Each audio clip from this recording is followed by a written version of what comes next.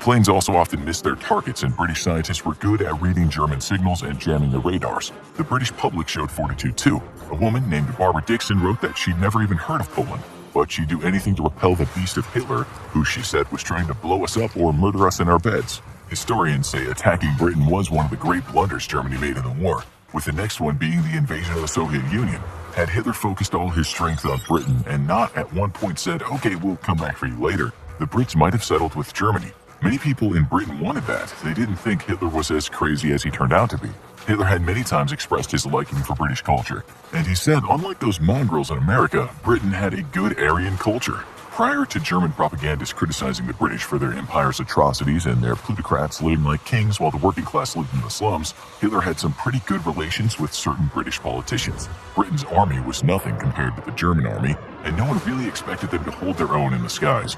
Even the U.S. ambassador in London, Joseph Kennedy, said Britain had no chance. Despite 23,000 civilians dying and around 33,000 injured, with the German retreat, confidence was bolstered.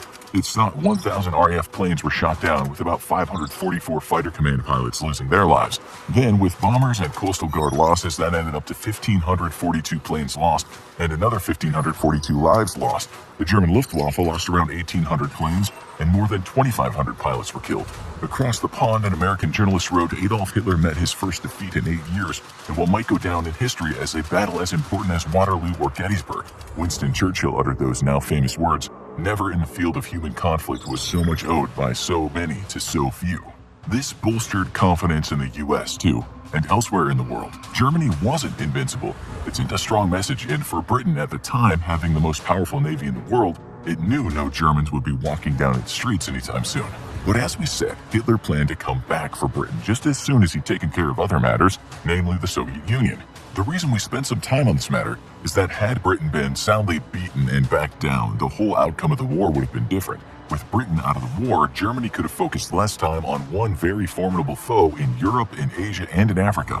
It would have also sent a strong message to the Soviet Union and to the United States. Remember, the US didn't want to get involved in a bloody European war. US citizens didn't want their young men being shot to pieces far from its now incredibly industrious shores. But in our alternative universe, let's say Germany did succeed in having air superiority over Britain.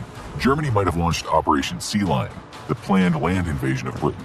This was not Hitler's first choice. He had been hoping for the British to accept his offer to back down out of the war. This is what Hitler had said he needed to happen for that invasion to be successful. First, he said the RAF had to be beaten down in its morale, and in fact that it can no longer display any appreciable aggressive force in opposition to the German crossing.